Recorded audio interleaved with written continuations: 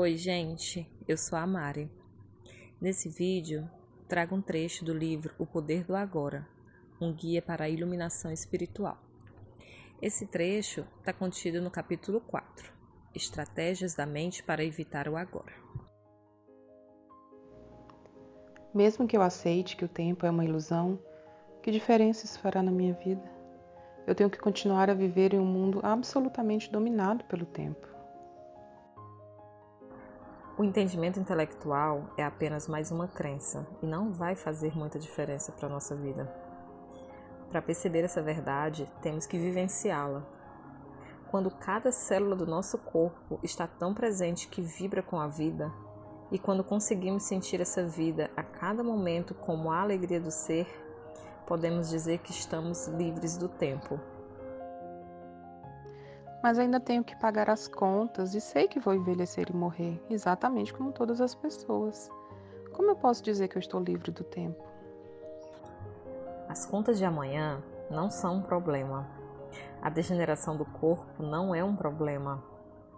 A perda do agora é o problema. Ou melhor, a ilusão central que transforma uma situação simples, um acontecimento ou uma emoção em um problema pessoal e em sofrimento. Perder o agora é perder o ser. Livrar-se do tempo é livrar-se da necessidade psicológica, tanto do passado quanto do futuro. Isso representa a mais profunda transformação de consciência que você possa imaginar.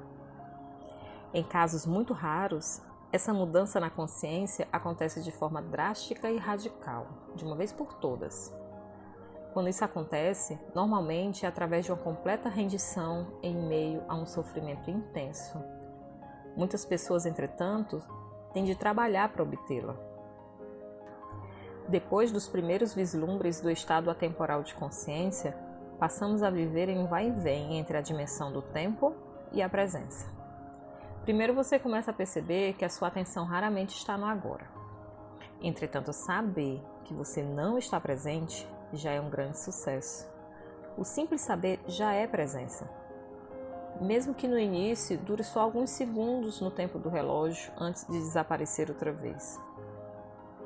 Depois, com uma frequência cada vez maior, você escolhe dirigir o foco da consciência para o momento presente.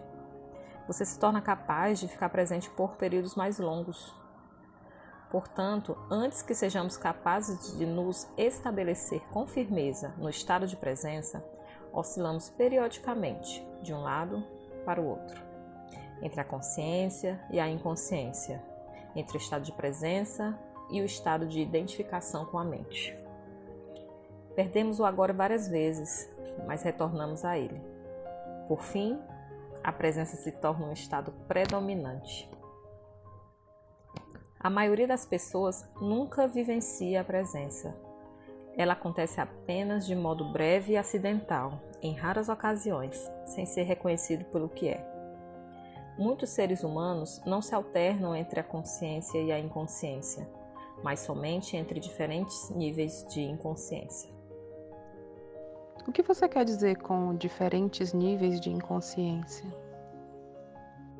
Você provavelmente sabe, o ser humano se desloca constantemente entre fases do sono em que sonha e que não sonha.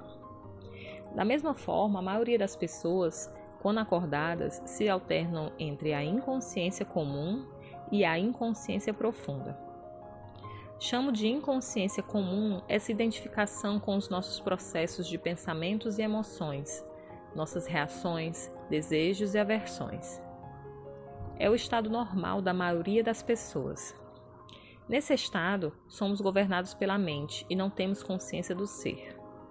Não se trata de um estado de sofrimento agudo ou de infelicidade, mas de um nível baixo e contínuo de desconforto, descontentamento, enfado ou nervosismo, como uma espécie de estática ao fundo. Talvez você não perceba muito bem essa situação porque ela já faz parte da nossa vida normal. Da mesma forma que você não percebe um barulho contínuo ao fundo, como um zumbido do ar-condicionado, até ele parar. Quando isso acontece de repente, ocorre uma sensação de alívio. Muitas pessoas usam a bebida, as drogas, o sexo, a comida, o trabalho, a televisão, ou até mesmo o ato de fazer compras como anestésico, em uma tentativa inconsciente para acabar com esse desconforto básico. Quando isso acontece, uma atividade que poderia ser muito agradável, se feita com moderação, passa a ter um componente de compulsão ou dependência. E tudo que se obtém sob essa influência traz uma sensação de alívio por um período extremamente curto. A sensação de desconforto da inconsciência comum se transforma no sofrimento da inconsciência profunda, ou seja, um estado de sofrimento ou infelicidade mais agudo e mais perceptível quando as coisas vão mal, quando o ego é ameaçado ou quando existe um desafio maior, tal como uma perda real ou imaginária em nossa situação de vida, ou um conflito numa relação.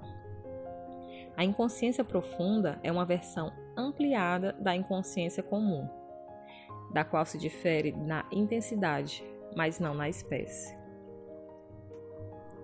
Na inconsciência comum, uma resistência habitual ou uma negação daquilo que é cria um desconforto que a maioria das pessoas aceita como algo normal. Quando essa resistência se intensifica através de algum desafio ou ameaça ao ego, faz aflorar uma negatividade intensa, que se manifesta sob a forma de raiva, medo profundo, agressão, depressão, etc. A inconsciência profunda significa, com frequência, que o sofrimento começou e você passou a se identificar com ele. A violência física não aconteceria sem um estado de inconsciência profunda. Ela pode explodir com facilidade quando as pessoas geram um campo coletivo de energia negativa. O melhor indicador do nível de consciência é a maneira como você lida com os desafios da vida.